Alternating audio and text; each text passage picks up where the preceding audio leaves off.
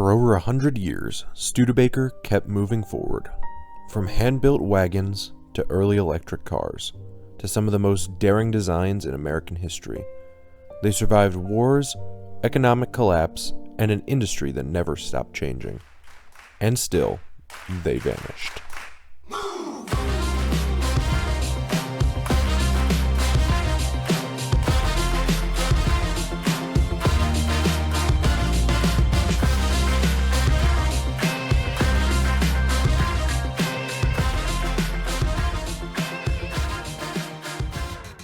In 1852, two brothers, Henry and Clement Studebaker, opened a small business building wagons.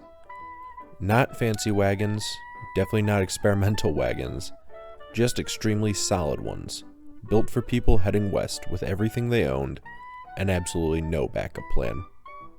But before even those wagons ever rolled west, there were the Studebaker brothers themselves.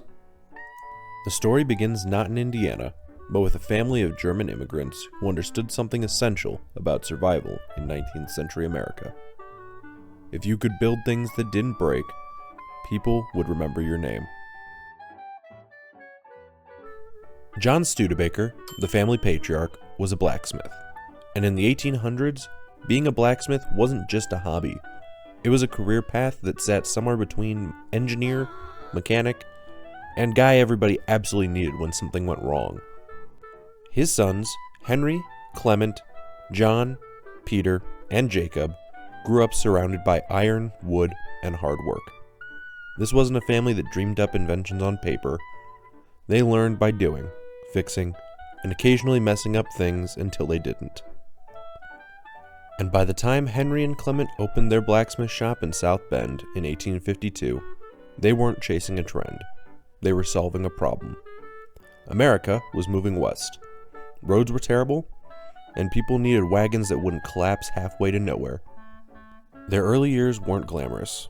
The brothers built wagons by hand, improved them piece by piece, and earned their reputation the slow way, by having customers come back alive and satisfied.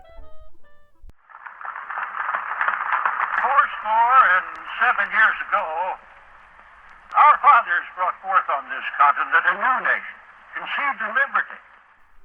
When the Civil War broke out, several of the Studebaker brothers actually served in the Union Army, and while war was chaos for the country, it became a turning point for the business.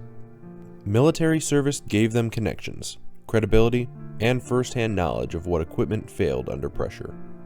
So, when the Union Army needed wagons that could survive mud, weight, and abuse, Studebaker knew exactly how to build them. And it wasn't luck, it was preparation. By the end of the war, the Studebaker name had shifted from just local blacksmiths to nationally trusted manufacturers. They had capital, experience, and something more valuable than just blind confidence. They had confidence they could adapt, confidence that they could scale, and confidence that whatever America needed next, they could build. And as it turned out, what America needed next was the automobile. Now, most wagon builders either ignored cars entirely or tried to fight the future and lost. Studebaker did something smarter. They paused. They waited and watched, and then they made their move that sounds unbelievable in hindsight. In 1902, Studebaker built an electric car. Yes, you heard me right, an electric car in the year of our Lord, 1902. It was quiet, clean, and advanced. But, unfortunately, the United States had not yet invented the concept of charging infrastructure. So while it was innovative, it was also wildly impractical for the time. But still, this mattered. It showed something crucial about Studebaker. It showed that they weren't afraid of change, and they were ready to adapt to it.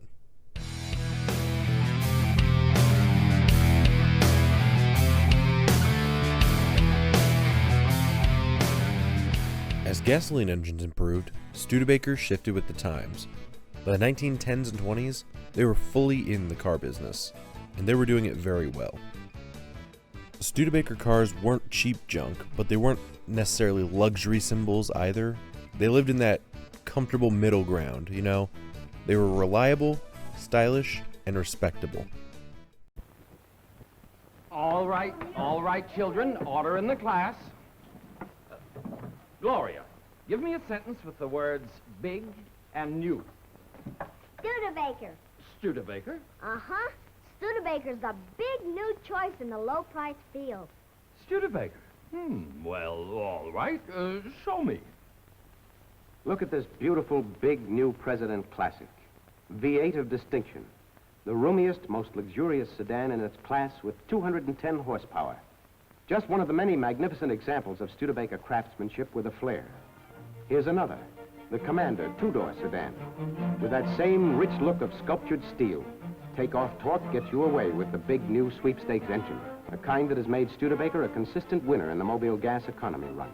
Meet the Commander four-door, a big car in every way but price. Big in style, big in performance, big in safety.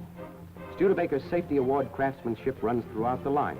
Every single Studebaker brings you exclusive safe lock door latches, safety action brakes for safe, sure handling on the highways. All right, children, I stand convinced. Class dismissed. And for you parents, your assignment is to see for yourselves why the big new choice in the low-price field is the big new Studebaker. Big new Studebaker. See your dealer today. If Ford was the everyman and Cadillac was the dream, Studebaker was the car you bought when you wanted quality without pretending to be rich. Then something happened. What was it called again? It's on the tip of my tongue. Oh yeah, the Great Depression.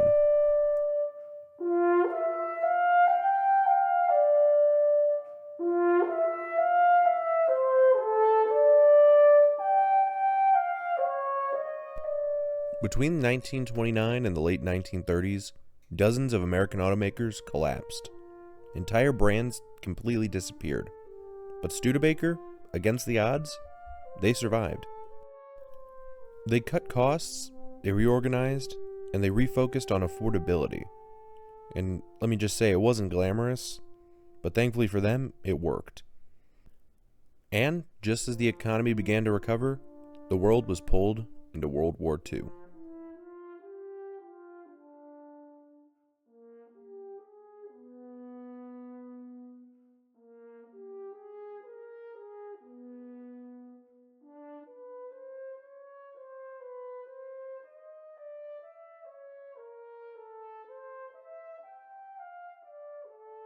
And once again, Studebaker pivoted.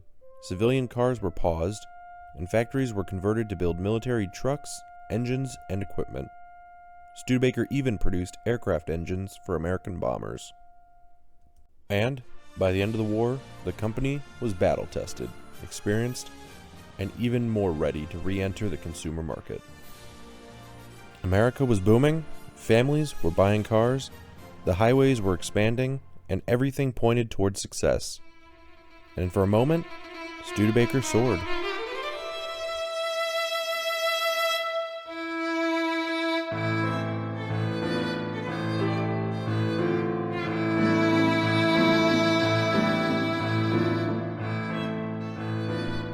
In the 1950s, Studebaker made a bold decision.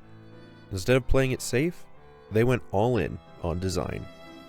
Low, sleek profiles, jet-age curves, cars that looked fast even when parked. And nothing represented this better than the Studebaker Avanti, a car so futuristic it barely looked legal for its own decade. You are about to witness the introduction of America's most advanced automobile, the Avanti by Studebaker. There is no car like the Avanti. A profile distinguished and unmistakable. Excitement in every line and curve. This is the shape of the Avanti. Watch the Avanti in action. An aerodynamic wedge designed to defy the wind. But the Avanti wasn't alone. Throughout the 1950s, Studebaker's lineup read less like a cautious business plan and more like a business studio asking, what if we just went for it?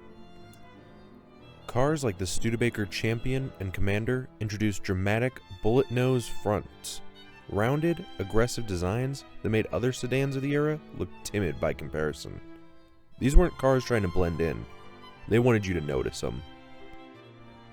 Then, there were the coupes, the Studebaker Starliner and Hawk, and they both featured low rooflines, clean sides, and proportions so good that to this day designers still cite them as inspiration. In fact, the Starliner is often called one of the most beautifully proportioned American cars in the entire decade. Studebaker wasn't just following trends, they were setting them.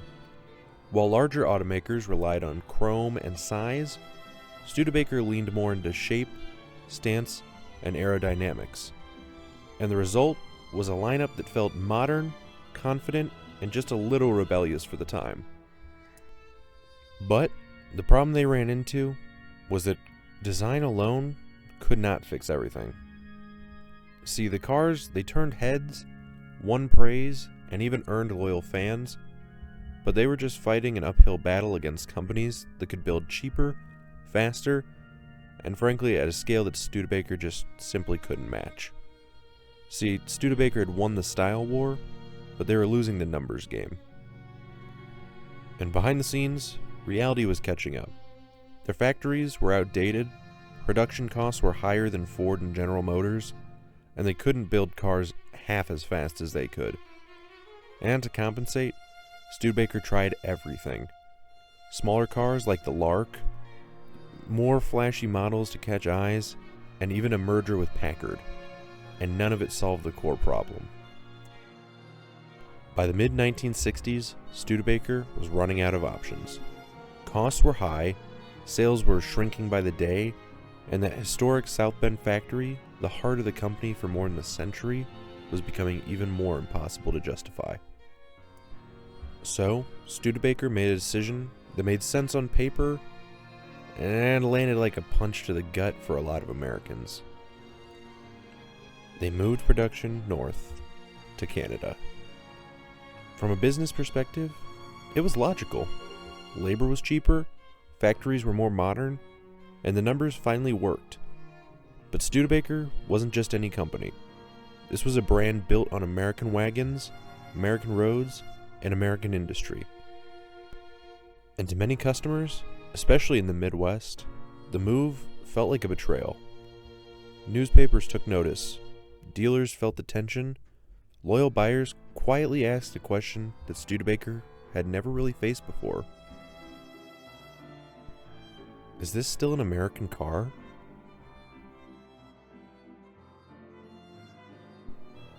The irony is that the Canadian-built Studebakers were well made, sometimes better built than the cars that came before them, but unfortunately, perception mattered more than quality at that point. And for a company already fighting to stay relevant, losing emotional loyalty was absolutely devastating.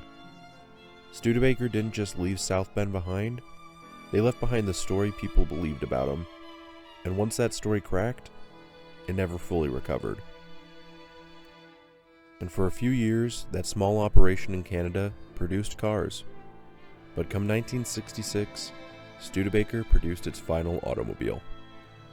A company that had survived Western expansion, the Civil War, Great Depression, and 2 World Wars, was finally defeated simply by economics.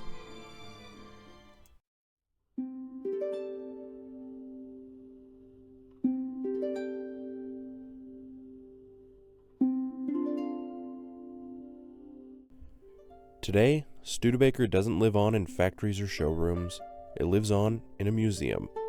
In downtown South Bend, just a few miles from where the company once employed thousands, the Studebaker National Museum preserves what remains of a century-long story.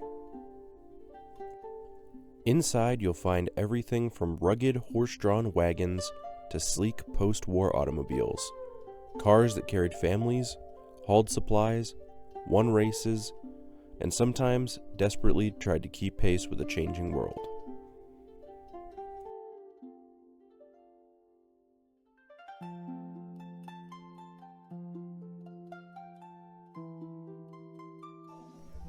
There are champions, hawks, elegant coupes, and futuristic Avantis. even presidential carriages, including the Studebaker-built vehicle used by Abraham Lincoln on the night of his assassination.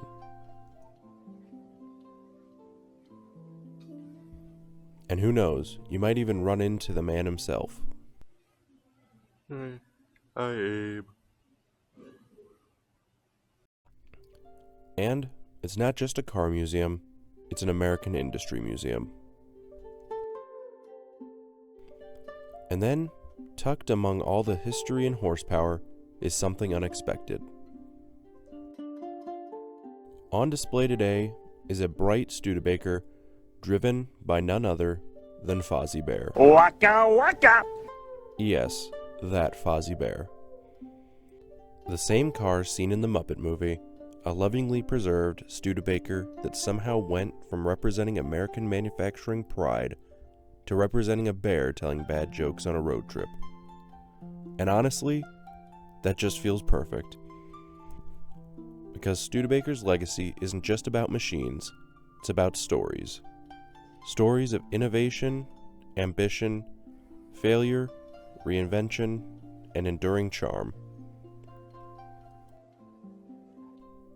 They built wagons for pioneers, cars for families, and eventually, a symbol that even pop culture couldn't let go of. For a company that disappeared nearly 60 years ago, Studebaker still manages to feel present. And as long as those cars sit quietly in South Bend, polished, remembered, and appreciated, the Studebaker story isn't really over. It's just parked.